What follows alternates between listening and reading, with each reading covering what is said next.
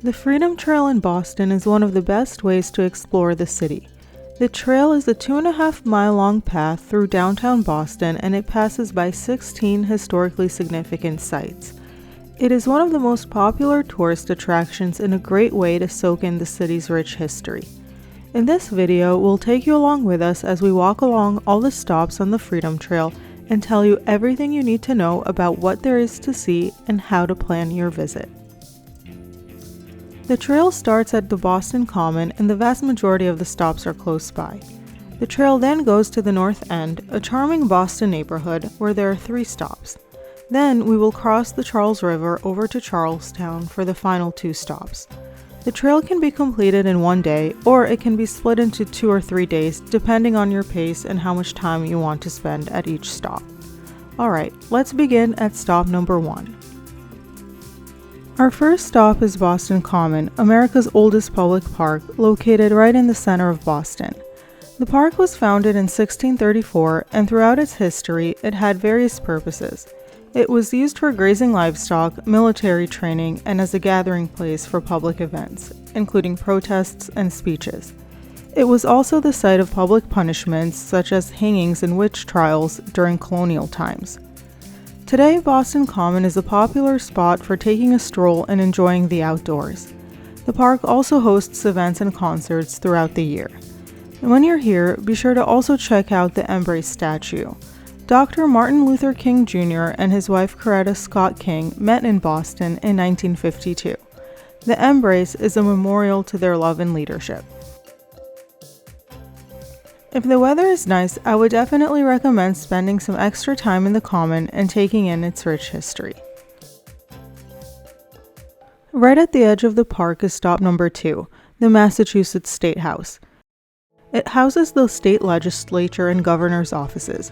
The Massachusetts State House was completed in 1798 and is one of the oldest buildings in the neighborhood. Before it was built, it used to be a cow pasture that belonged to John Hancock, a wealthy Bostonian and founding father. A fun fact about the State House is that its distinctive gold dome was once made of wood, and was later overlaid with copper by Paul Revere. It was covered in gold only about 100 years later. You can do a free walking tour of the building during the weekdays, and you can check out the link in the description for more information on how to sign up. Stop number 3 is Park Street Church, only a quick 3-minute walk away from the State House.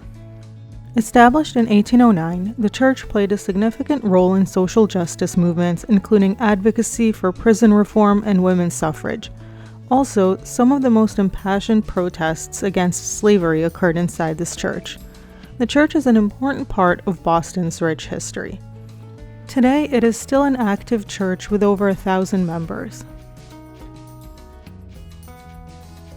And right next to the church is our next stop, the Granary Burying Ground.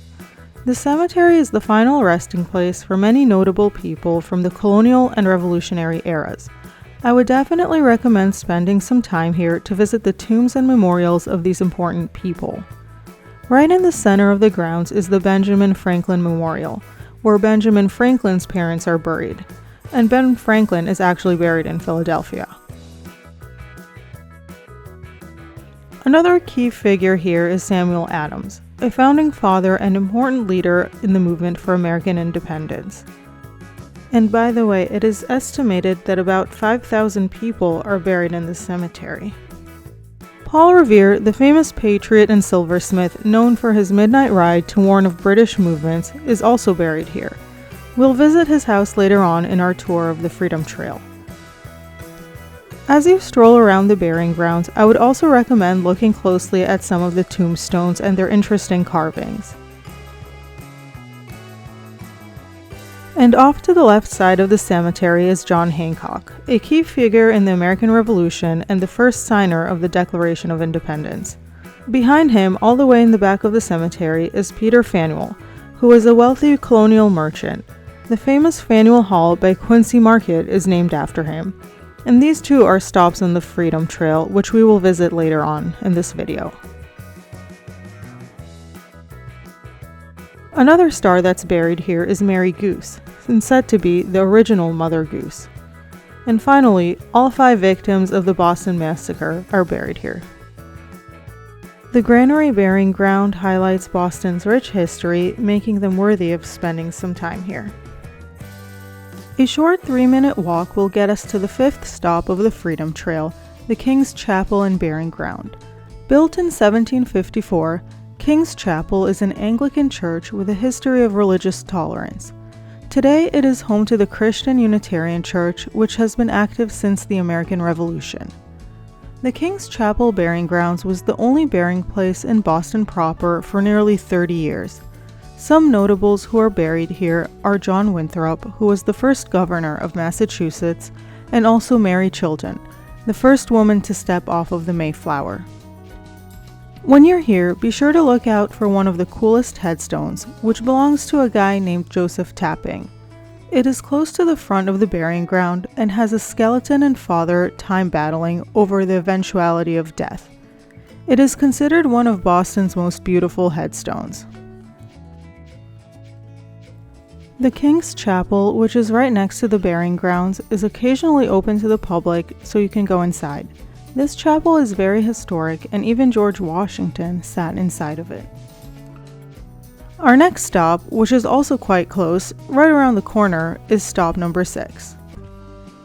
The Boston Latin School, founded in 1635, is the oldest public school in America. It offered free education to boys both rich and poor. Girls, on the other hand, attended school at home. The boys' only tradition ended only in 1972, when girls were permitted to attend the school. Benjamin Franklin, whose statue you'll also find here, is the most famous student of the school, although he did drop out before he graduated. Also, 5 signers of the Declaration of Independence attended Boston Latin. In addition to Benjamin Franklin, the most famous ones are Samuel Adams and John Hancock, and they actually did graduate. The building in the complex area is actually Boston's old City Hall and was home to its city council for over 100 years, from 1865 to 1969. Today, it houses a number of businesses, organizations, and restaurants. The Boston Latin School site was actually torn down. There's a beautiful mosaic right outside of the gates to mark the original location where the school once stood. The Boston Latin School is still in operation today, but in a new location in the Faneuil neighborhood in Boston. I really like this mosaic, and if you don't know to look for it, you may just walk by it without even noticing it. Alright, on to the next stop. Stop number 7 is the Old Corner Bookstore. Constructed in 1718, it is Boston's oldest commercial building. Over the years, it had several tenants, from a cigar shop to a tailor to an apothecary. The most famous one is the publisher that produced dozens of books by great American authors, including The Scarlet Letter and Uncle Tom's Cabin. Today, you will find a Chipotle here. Stop number 8 is the Old South Meeting House, which is right across the street from the Chipotle. The Old South Meeting House was built in 1729 as a Puritan house of worship, but it quickly became a hub for political discourse and revolutionary activity. But this historic landmark is best known as the gathering place for the protests that led to the Boston Tea Party in December of 1773. After the Boston Massacre, 5,000 colonists, which was a third of Boston's population, gathered here to protest British policies. When compromise failed, the Sons of Liberty marched to the wharf to dump 342 chests of tea into the Boston harbor. And since it was a church, it was the spiritual home for Boston's residents from all walks of life. It continued to be a site for public discourse, including abolitionist meetings in the 19th century. Today it operates as a museum and is a popular stop on the Freedom Trail. The museum has exhibits on the Boston Tea Party, colonial history, and the fight for independence, and it's a nice place to explore for about half an hour. We'll now follow the trail a short 2-minute walk away to the Old State House. This State House is a significant landmark of the American Revolution, and today it operates as a museum and offers exhibits and interactive experience to showcase Boston's past. You will have to buy tickets to get into the museum, and you can buy them at the entrance. The Old State House is one of the oldest public buildings in the US, and it was built in 1713. Back in the day, it was where the royal governor and his advisors served as direct representatives of the king's rule. But then in 1770, directly outside of the State House, soldiers opened fire on a crowd of unarmed protesters in what is now known as the Boston Massacre. And 6 years later, in 1776, the people of Boston first heard the Declaration of Independence as it was read from the Old State House balcony. This building is not just filled with stories and history, it truly allows you to step back in time and experience the past. As you walk inside, you'll find antique furniture, historic newspapers, and preserved interiors that evoke the atmosphere of colonial America. And if you take the time to read all the exhibits, you can easily spend 1 to 2 hours here. Right outside of the State House, where the people are standing, is the next stop, which is the Boston Massacre site.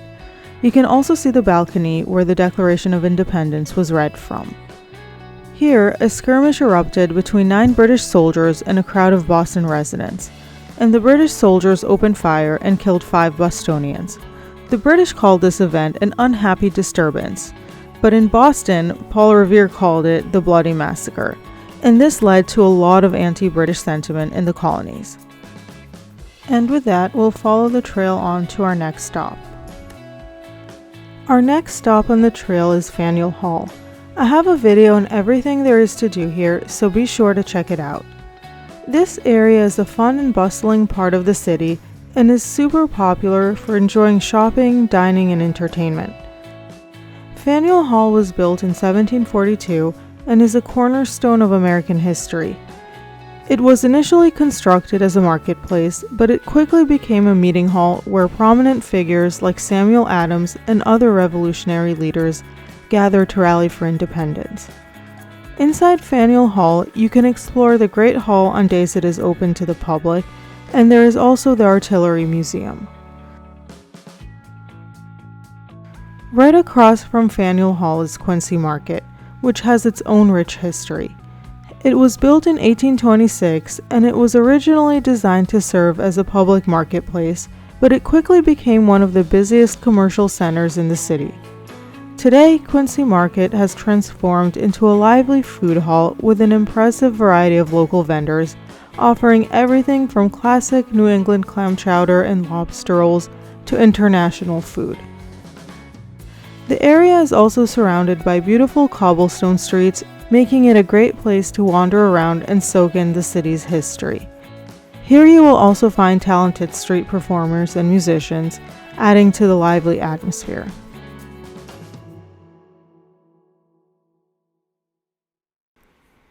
This area is also home to some of Boston's most historic and famous restaurants, like the Bell and Hand Tavern and Union Oyster House.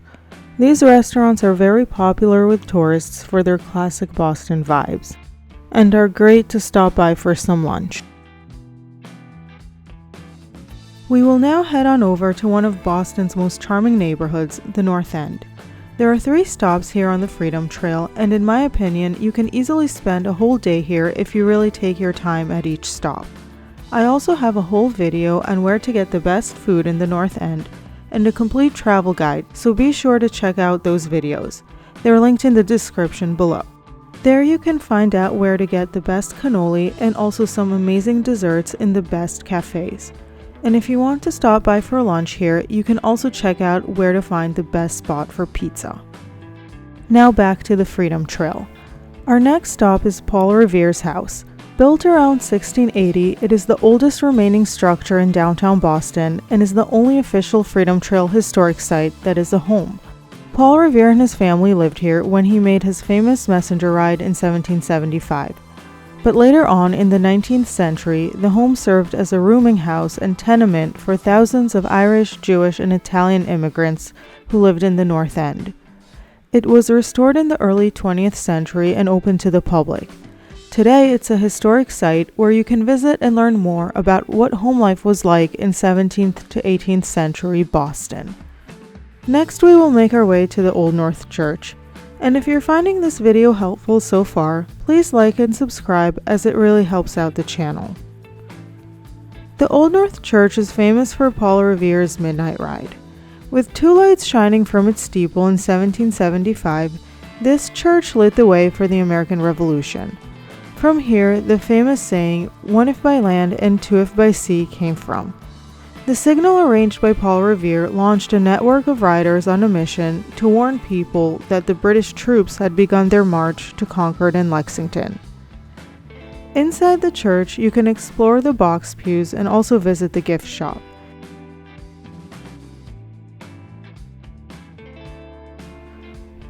A quick walk from the Old North Church is Copp's Hill Burying Ground. Here is the final resting place of merchants, artisans, and craftspeople who lived in the North End. These include the preachers Cotton and Increase Mather and Old North Church sexton Robert Newman, the man who hung the lanterns on the night of Paul Revere's midnight ride. Because of its height and panoramic vistas, the British used this as a vantage point to train their cannons on Charlestown during the Battle of Bunker Hill. Our last two stops on the Freedom Trail are in Charlestown, and from here you can even see them, the USS Constitution and the Bunker Hill Monument. And now we'll venture to Charlestown for our last two stops, the USS Constitution and the Bunker Hill Monument. It's about a 25-minute walk from our last stop at Copp's Hill Burying Ground to get to our next stop in Charlestown. You can easily walk here, although the walk is a bit industrial feeling. Once you make it across the river, keep following the trail until you make it to the USS Constitution. Here you will also see the Bunker Hill Monument in the distance.